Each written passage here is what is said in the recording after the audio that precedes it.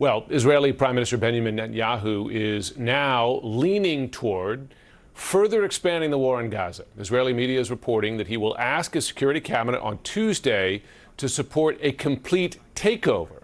This, as his government votes unanimously to fire the attorney general who is prosecuting him for corruption.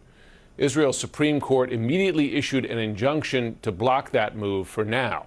Joining me now is former Pentagon Middle East advisor Jasmine El-Gamal. First, on the firing of this prosecutor, because, of course, Netanyahu's gone after the legal authorities for years for holding to account for alleged corruption.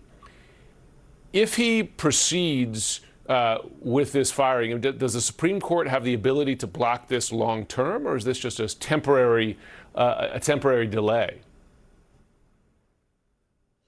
Thank you so much for having me, Jim. I mean, we know that Benjamin Netanyahu has been at war with the Israeli justice system, with the entire justice infrastructure for years.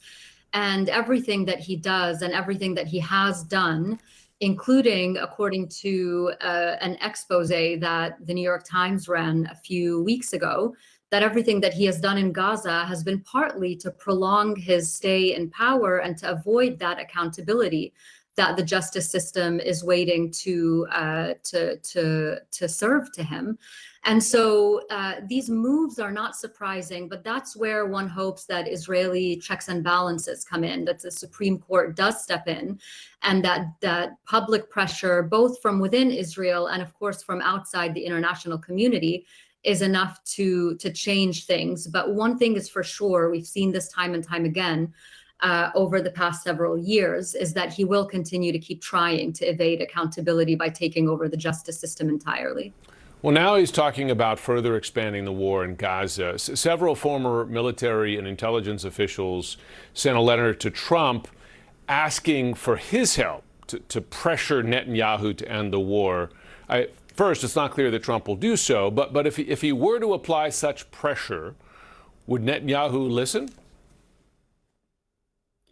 Well, I mean, let's look at what's happened over the last 22 months. I mean, Netanyahu obviously hasn't listened to anyone.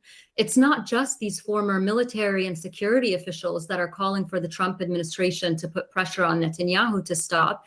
It's also hostage families. I was speaking to one of the hostage family members earlier today, and he was talking about his meetings and the group's meetings with Steve Witkoff and their pleas to basically get the Trump administration to understand that supporting Israel does not mean supporting Netanyahu. In fact, it's just the opposite, that continuing to give a carte blanche to Netanyahu, which, by the way, Jim, we have to remember that President Biden also did, and it's partly what's led us to this moment, that is not only coming at a grave cost to Palestinians, that is coming at grave cost to the international system, the rules-based order, everything that we've been talking about for months, but also at a great cost to Israelis themselves. Mm-hmm. And about the occupation, I mean, listen, I've been in Iraq, you've covered Iraq and Afghanistan. We know what it means when a country goes in and occupies another country under the guise of saying we're going to complete this mission and then we'll get out.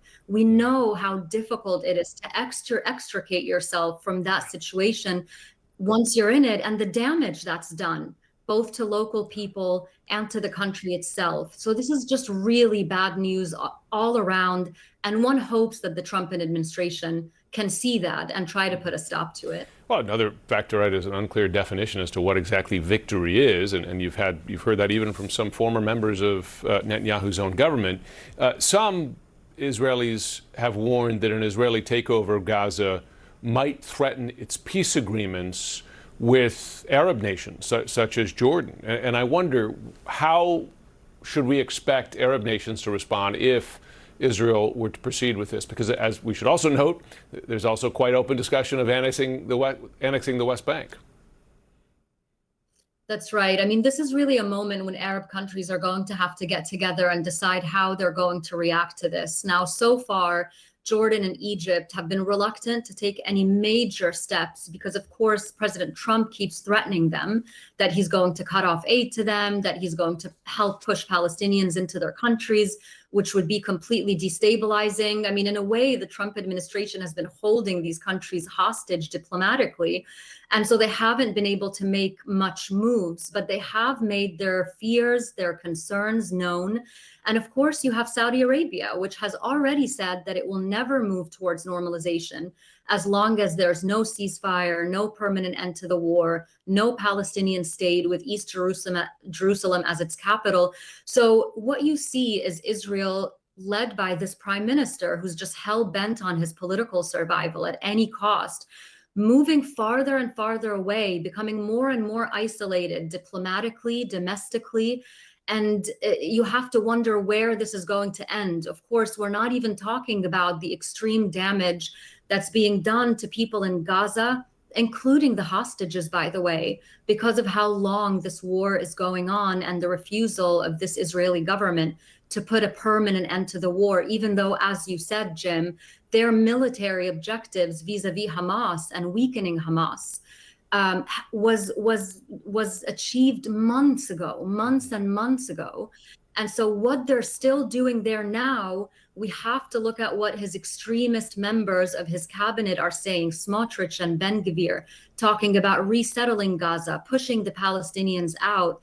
And you have to start listening to them and believing them when they say that this is what they're actually doing. Yeah. Jasmine El Gamal, always appreciate having you on. Thanks so much.